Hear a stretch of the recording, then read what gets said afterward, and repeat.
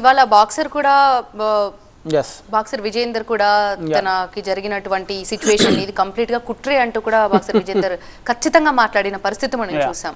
దీన్ని ఏ విధంగా అర్థం చేసుకోవాలి? ఐ డోంట్ నో తను ఎలా దాన్ని నేను కూడా చూసినా, తను మాట్లాడడం, తన వీడియో బయట కూడా చూసినా కుట్ర అని ఏ విధంగా అంటున్నాడు. లైక్ వాట్ బీజేపీ చేసింది అంటున్నాడా? అసలు 100 గ్రాములతో వచ్చిన నష్టం ఏంటి అని కూడా ప్రశ్నించడం మనం చూసాం. That's a rule. అది ఇప్పుడు కాదు, ఫస్ట్ టైం జరిగింది కాదు.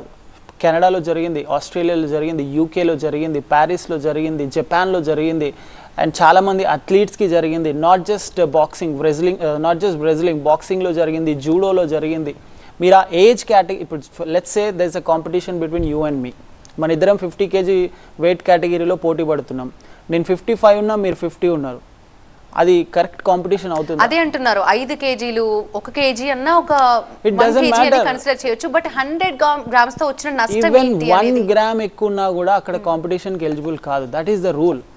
We have to bind up by the rules. మీరు ప్రస్తావించినట్టుగా కొన్ని దేశాల గురించి మాట్లాడుకుంటే కొన్ని దేశాల్లో కొంతమంది క్రీడాకారుల పట్ల ఆ దేశాలు నిరసన వ్యక్తం చేసి, ఆందోళన వ్యక్తం చేసి ఇది ఖచ్చితంగా కుట్రి అని వారు ఆరోపించి ఇవన్నీ చేసిన తర్వాత వాళ్ళ వాదనలని కన్సిడర్ చేసి ఆ తర్వాత ఒక బాక్సర్ ని కూడా తీసుకున్నట్టు తెలుస్తుంది. ఎగ్జాక్ట్ గా కంట్రీ అండ్ నేమ్ మెన్షన్ చేయలేకపోతున్నాను.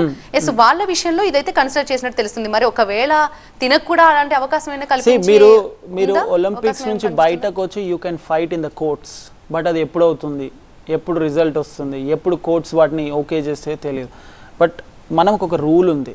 ఇప్పుడు ఇండియాలో ఒక కాన్స్టిట్యూషన్ ఉంది. కాన్స్టిట్యూషన్కి లోబడి మనందరం as a citizen we have to behave our self in the country. So అక్కడ ఒలింపిక్స్కి కూడా వాళ్ళకు కూడా ఒక రూల్ ఉంది. ఆ రూల్ ప్రకారంగానే పార్టిసిపేట్ చేయాల్సి ఉంటుంది.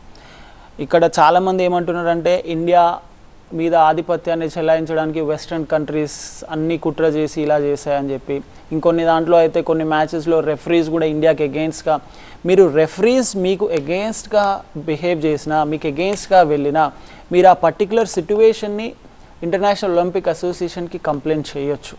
బట్ ఇక్కడ ఈ విషయంలో you are going in to that competition of 50 kgs and ఆ 50 kgsలో మీరు 50 kgs కంటే ఎక్కువ ఉన్నారు.